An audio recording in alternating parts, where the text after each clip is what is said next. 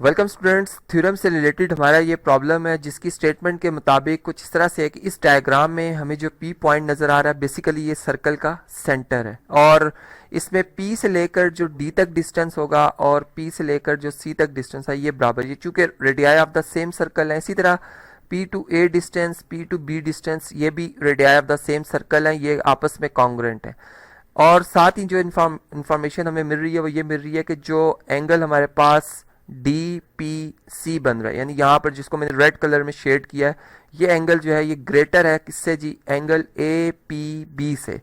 यानी जिसको मैं ग्रीन कलर में रिप्रेजेंट कर रहा हूँ। अब हमने इस इंफॉर्मेशन की बेस पे रहते हुए क्या रिजल्ट प्रूव करना है, हमने ये बात साबित करनी है कि जो हमारे पास ग्रेटर एंगल है यानी पी एंगल जो रेड कलर में शेड हुआ है, इसके अपोजिट जो साइड डी सी है ये ग्रेटर है जी ए बी साइड से। ये किस तरह से प्रूव कर सकते हैं, इसके लिए हमारे पास दो तीन रीजंस हैं। एक रीजन अगर आप देखें कि हमारे पास दो ट्राइंगल्स यहाँ पे हमें नजर आ रही हैं। एक ट्राइंगल है जी ए डी सी, जिसे अगर मैं शेड कर दूं, चलें एक लाइट सा शेड कर देते हैं इसे,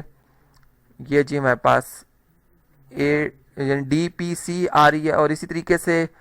ये हमारे पास जी दूसरी ट्राइंगल आ रही है। इसका बल्कि कलर थोड़ा सा और डिफरेंट करते हैं ये। अब आप देखेंगे इन दोनों ट्राइंगल्स में जो सिमिलरिटीज हैं वो क्या है, यानी इसमें P से लेकर D जो साइड है और इस ट्राइंगल में जो हमारे पास P से लेकर A साइड है ये आपस में बराबर radii of the same circle. इसी तरह से P से C और P से B ये भी आपस में कॉन्ग्रुएंट है, बराबर है इनकी मेजरमेंट, चूंकि ये radii of the same circle को रिप्रेजेंट कर रही है। इसका मतलब ये हुआ कि दोनों हमारे पास, यानी अगर इस ट्राइंगल की बात करें तो ये भी एक आइसोसेलेस ट्राइंगल है और इसी तरीके से अगर मैं इस ट्राइंगल की जो कि डी पी सी है ये भी एक आइसोसेलेस ट्राइंगल है। तो इस तरह से फिर हमें ये बात पता चली कि दोनों आइसोसेलेस ट्राइंगल है और इनमें एक जो सिमिलरिटी थी कि इनकी जो कॉन्ग्रुएंट साइड्स हैं वो आपस में भी कॉन्ग्रुएंट है। अब अगर मैं इस तरह से कहता हूं कि जब एक एंगल की हम बात करते हैं, जब हम एंगल को समझते हैं, उसके आर्म्स की बात करते हैं, हम एक आर्म इसका फिक्स कर लेते हैं और इसमें रोटेशन को थोड़ा सा इंक्रीज करते हैं। फॉर एग्जांपल मैं ये कहता हूँ कि ए से लेकर बी तक ये पॉइंट है हमारे पास और ए से लेकर सी तक ये हमारे पास पॉइंट है, और अगर ये आर्म्स आपस में बराबर भी हों और इसमें जो रोटेशन है फॉर एग्जांपल ये आ रही है जी यहाँ पर 60 डिग्री की, या चले 55 डिग्री कर लेते हैं, या हमारे पास 55 डिग्री की रोटेशन आ रही है। अब जो ए और बी पॉइंट्स के दरमियान डिस्टेंस होगा ये हम मेजर करें और फिर हम इस तरह से करें कि हम इन्हीं आर्म्स को, यानी जो आर्म्स की मेजरमेंट है उसको तब्दील ना करें। ये हमारे पास फॉर एग्जांपल मैं ये कहता हूँ कि मेरे पास ए से लेकर या ए प्राइम से लेकर बी प्राइम तक ये एक आर्म है, ठीक, और इसमें अब जो रोटेशन आ रही है मैं इसको थोड़ा सा कम कर लेता हूँ, रिड्यूस करता हूँ जी। ये रोटेशन आ रही है हमारे पास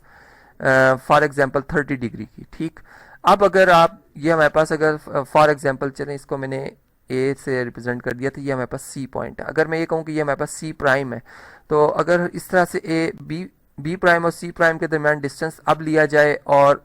जो इससे पहले हमने डिस्टेंस लिया था, ये डिस्टेंस अनइक्वल होंगे। क्यों अनइक्वल होंगे? चूंकि एंगल्स में जो रोटेशन आ रही है वो हमने क्या कर दी थी, इस केस में बढ़ा दी थी, इस केस में रिड्यूस कर दी। तो बिल्कुल यहाँ भी वही रीजन आ रहा है कि दो ट्राइंगल्स में जब हम ये कहते हैं कि अनइक्वल हमारे पास, यानी एक ही ट्राइंगल बन रही है, लेकिन एक केस में मैं इस तरह से कहता हूँ कि मैं इसके एंगल को बढ़ा दूं